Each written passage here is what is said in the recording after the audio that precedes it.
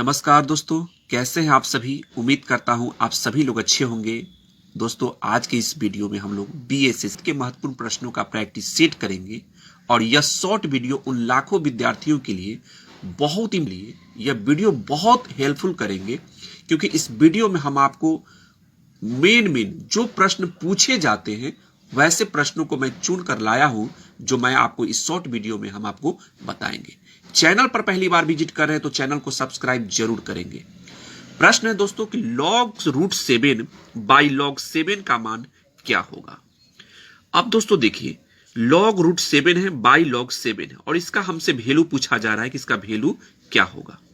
तो दोस्तों log और रूट जब हटाएंगे दोस्तों 7 पर से जब रूट का साइन हटाएंगे तो इसका पावर हो जाएगा 1/2। ठीक है, ये रूट जो 7 है, ठीक है, तो 7 मैंने लिख लिया, रूट हटा दिया। जब रूट हटाएंगे तो इसका पावर क्या दे देंगे 1/2। यहां तक क्लियर।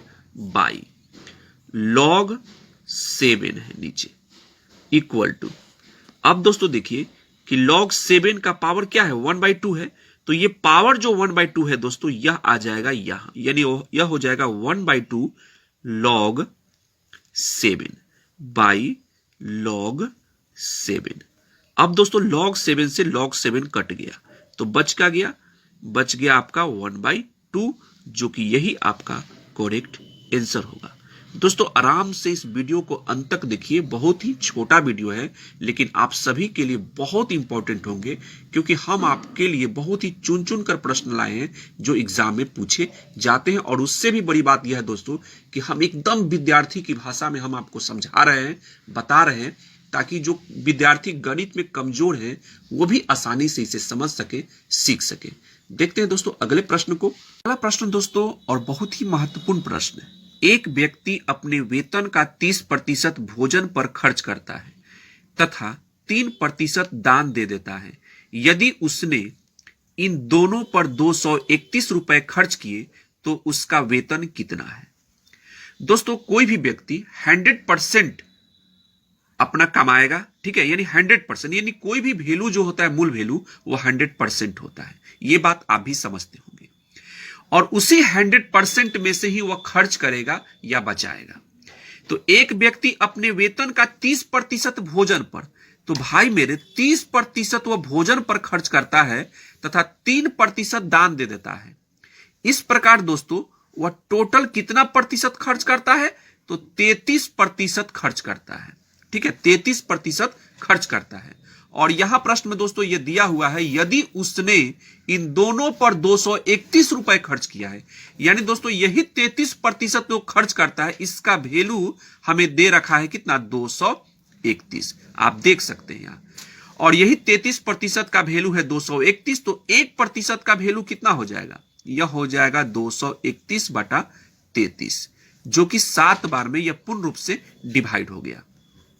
अब 1% का वैल्यू कितना निकाले हम लोग 7, तो 100% का वैल्यू क्या होगा, वही मेरा वेतन होगा।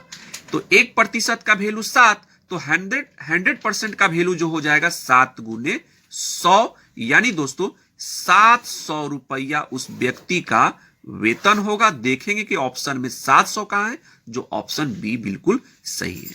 उम्मीद करता हूं दोस्तों कि यह प्रश्न आपको अच्छे ढंग से समझ में आ गया होगा। चलते हैं अगले प्रश्न की ओर। प्रश्न है दोस्तों, किसी वस्तु को 36 रुपए में बेचने से 20% की हानि होती है तो वस्तु का मूल्य ज्ञात करें। यानी कि क्रय मूल्य हमें यहां पूछ रहा है कि क्रय मूल्य क्या होगा। तो दोस्तों देखिए 20% की हानि होती है, तो यहां हमें सिर्फ प्रतिशत से मतलब है 20%, और 20% का मतलब क्या होता है 20/100। ये और 5 बार में ये कट गया, ठीक है, ये हो गया 1/5। हानि हुआ है तो हम क्या करेंगे, 5 में से 1 को घटा लेंगे, तो ये हो जाएगा 4/5। ऊपर वाला आपका विक्रय मूल्य हुआ, यानी सेलिंग प्राइस हुआ, और नीचे वाला क्रय मूल्य ये हुआ आपका कॉस्ट प्राइस। क्लियर। तो यहां प्रश्न में दोस्तों देखिए 36 रुपए में बेचने से, यानी 36 रुपया क्या है, यह विक्रय मूल्य है। तो 4 में कितना से गुना करेंगे, 36 आएगा, 9 से, तो 36 आपका आ जाएगा। ठीक है, तो दोस्तों यहां 9 से गुना किए हैं तो हम विक्रय मूल्य 36 रुपया जो प्रश्न में था वो निकाल लिए हम। तो नीचे भी हम दोस्तों 9 से गुना कर लेंगे तो मेरा क्रय मूल्य निकल कर आ जाएगा 5 में 9 से गुना करेंगे 45, और यही 45 रुपया दोस्तों क्रय मूल्य हुआ। देख लेंगे ऑप्शन में 45 रुपया कहां है, ऑप्शन बी आपका सही है। चलते हैं दोस्तों अगले प्रश्न की ओर। प्रश्न है, यदि 40 व्यक्ति 60 केजी चावल का उपयोग 15 दिन में करते हैं तो 30 व्यक्ति 12 केजी चावल का उपयोग कितने दिन में करेंगे। दोस्तों मैं आपको पिछले वीडियो में हम एक बात बताए थे आपको, आप देखे जरूर होंगे अगर आप रेगुलर हमारे वीडियो को देखते हैं तो। MDH समझिएगा दोस्तों, MDH मेन, एम मतलब मेन हो गया यानी व्यक्ति आदमी, डे दिन, एच आवर घंटा, ये हमेशा दोस्तों मल्टीप्लाई में एक साथ होगा। और इसके अलावा जो भी कुछ होगा कि इतना आदमी 5 घंटे काम करके 10 केजी चावल खाता है तो चावल नीचे आ जाएगा, 5 लाख रुपया कमाता है तो 5 लाख रुपया नीचे आ जाएगा, यानी पैसा, चावल, केजी, कुछ भी सब जो भी MDH के अलावा होगा वह सब आपका नीचे रहेगा। समझिएगा ध्यान से दोस्तों। तो इस प्रश्न में दोस्तों देखिए, यदि 40 व्यक्ति 60 केजी चावल का उपयोग 15 दिन करते हैं, यानी दोस्तों यहां 40 व्यक्ति यानी मेन कितना है 40 मल्टीप्लाई 60 केजी चावल का उपयोग, तो 60 केजी हमें नीचे आ जाएगा। 15 दिन करते हैं यानी डे है तो डे आपको मल्टीप्लाई में लिखना है, ठीक है, और 60 केजी यानी ये आपका नीचे हो जाएगा। यानी 40 व्यक्ति 15 दिन तक ले 60 केजी चावल का उपयोग करते हैं। क्लियर है। फिर दोस्तों आगे है, तो 30 व्यक्ति, तो व्यक्ति कितना हो गया, व्यक्ति हो गया 30, ठीक है, 12 केजी चावल, तो चावल तो नीचे चला जाएगा। उपयोग कितने दिन में करेंगे, तो यहां दिन तो नहीं पता है तो यहां हम दिन को डी मान लिए यानी डे। 12 केजी है चावल तो 12 किलो नीचे लिख दिए।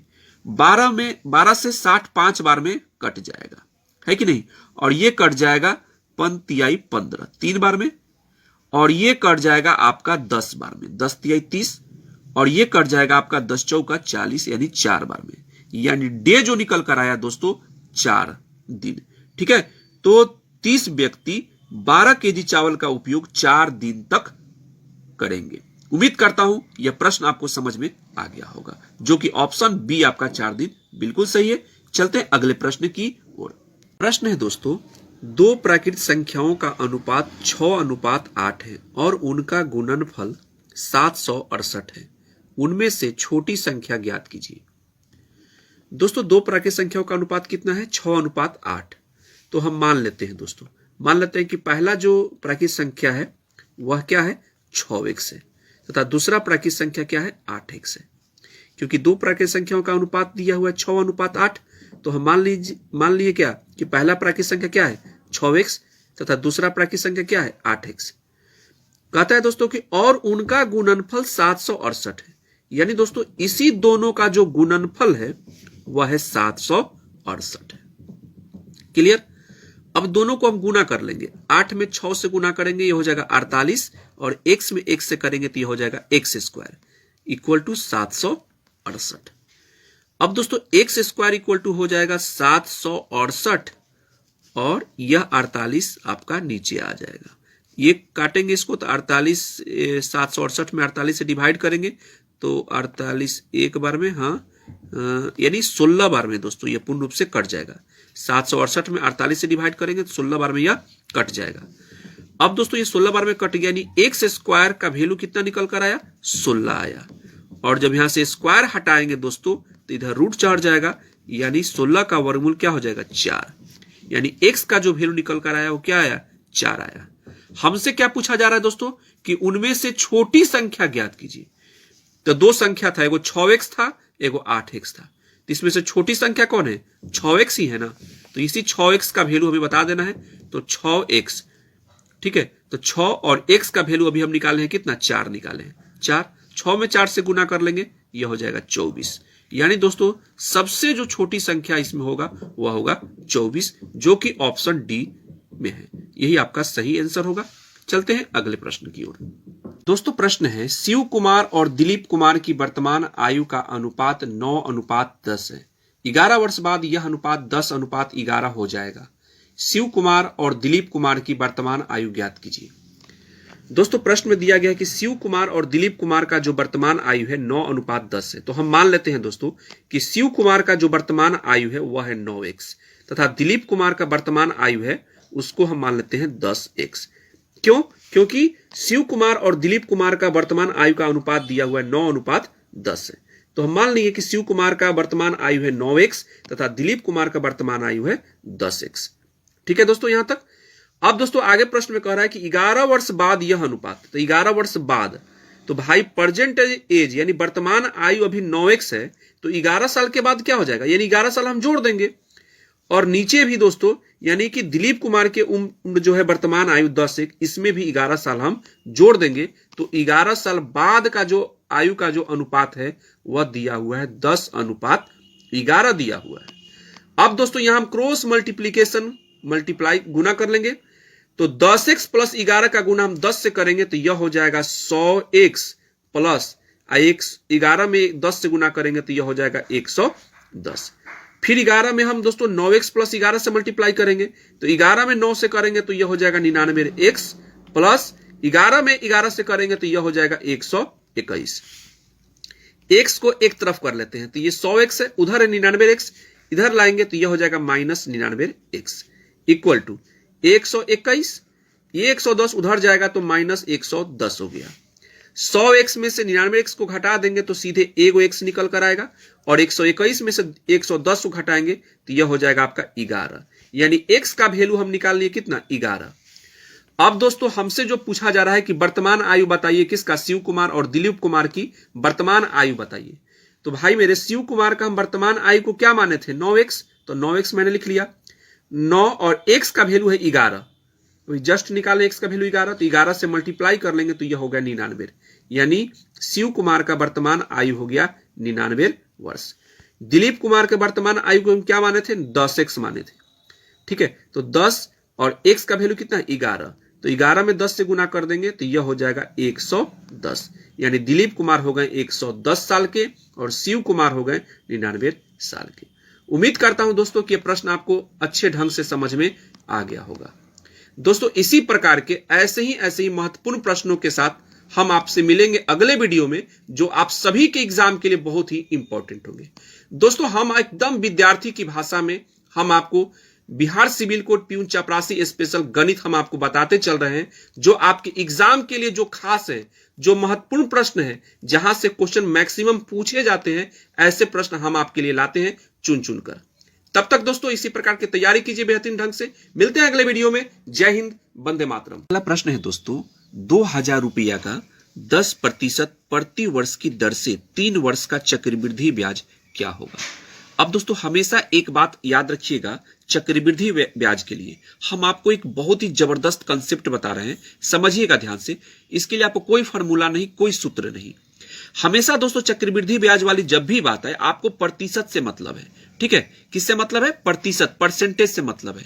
तो यहां परसेंटेज कितना दे रखा है 10%, तो यहां आप 10% लिख लीजिए। 10% का मतलब होता है 1/10। समझते हैं कि नहीं 10% का मतलब 1/10 कैसे हुआ, नहीं समझते तो समझ लीजिए। ये 10 और प्रतिशत का मतलब क्या, बाटा में 100 होता है, यानी 10% का मतलब 10/100, ये कट गया आपका 10 बार में, यानी यह हो गया 1/10। ठीक है, अब दोस्तों एक बात आप समझते भी होंगे, चक्रवृद्धि ब्याज कभी घटता नहीं है। कोई भी ब्याज पर आप पैसा लेंगे तो बढ़ेगा, घटेगा नहीं। तो इसे आप ऐड कर लीजिए, तो ये कितना हो गया, यह हो जाएगा आपका 11/10 हो गया। क्लियर यहां तक। अब दोस्तों देखिए आगे कह रहा है प्रति वर्ष की दर से 3 वर्ष का, कितने वर्ष का बात है 3 वर्ष का, तो 3 वर्ष का बात है दोस्तों, तो इसका पावर आप 3 दे दीजिए। अगर 2 वर्ष का बात रहेगा तो पावर 2 आपको देना है। ठीक है, अब 11 का पावर 3 यानी 11 गुने 11 गुने 11, यह होता है 1331 होता है। कितना होता है 1331। और 10 का पावर 3 यानी 10 गुने 10 गुने 10, जब गुना करेंगे तो यह हो जाएगा कितना 1000 हो जाएगा। एक बात दोस्तों और भी आप यहां समझ लीजिए, अगर अमाउंट पूछता तो ऊपर वाला हमेशा अमाउंट होता है यानी मिश्रधन होता है, और नीचे वाला मूलधन होता है, प्रिंसिपल होता है। ठीक है, तो दोस्तों प्रश्न में देखिए कि मेरा मूलधन दे रखा है कि नहीं 2000 रुपया का, यानी मूलधन कितना है 2000। अब यहां प्रश्न में जो हम बनाए हैं तो 1000 प्रिंसिपल मूलधन आ रहा है, तो 1000 से हमें 2000 बनाने के लिए क्या करेंगे, 2 से गुना कर देंगे तो यह हो जाएगा 2000, यानी दोस्तों यहां हम 2 से गुना किए तो 2000 आया। ठीक है। और दोस्तों एक बात और समझ लीजिए, यहां अमाउंट और प्रिंसिपल दोनों का अंतर ही तो चक्रवृद्धि ब्याज होता है। कोई भी ब्याज जो होता है अमाउंट का और मूलधन का, ठीक है, यानी मिश्रधन और मूलधन दोनों का अंतर ही ब्याज होता है। तो 1331 और 1000 में कितना का अंतर होगा भाई? अंतर 331 का ही ना होगा, 331 का होगा। लेकिन यहां हम 1000 से गुना, 1000 में 2 से गुना किए हैं, तब मेरा जो प्रश्न वाला जो मूलधन है 2000 वह निकल कर आया है। तो जो यहां हम अंतर निकाल कर लाए हैं 331, जो मेरा की चक्रवृद्धि ब्याज है, यहां भी दोस्तों 331 में भी हम क्या करेंगे? 2 से मल्टीप्लाई करेंगे तो यह हो जाएगा 266, यानी 662 रुपया। यही आपका चक्रवृद्धि ब्याज होगा। उम्मीद करता हूं दोस्तों कि प्रश्न आपको समझ में आ गया होगा। दोस्तों चक्रवृद्धि ब्याज के बेहतरीन वीडियो देखने के लिए आपको प्लेलिस्ट में आप जाकर देख सकते हैं, या उस वीडियो का लिंक आपको इस वीडियो के डिस्क्रिप्शन में मिल जाएगा। आप दोस्तों साधारण ब्याज हो या चक्रवृद्धि ब्याज हो, बहुत आसानी से दोस्तों चक्रवृद्धि ब्याज के प्रश्न को या साधारण ब्याज के प्रश्न को जल्दी में सॉल्व कर सकते हैं। मिलते हैं दोस्तों अगले वीडियो में, तब तक अपना ध्यान रखिए और मन लगाकर बीएससी सीजीएल की तैयारी कीजिए दोस्तों, क्योंकि बहुत ही अब कम समय बच गए हैं। तब तक के लिए जय हिंद, वंदे मातरम।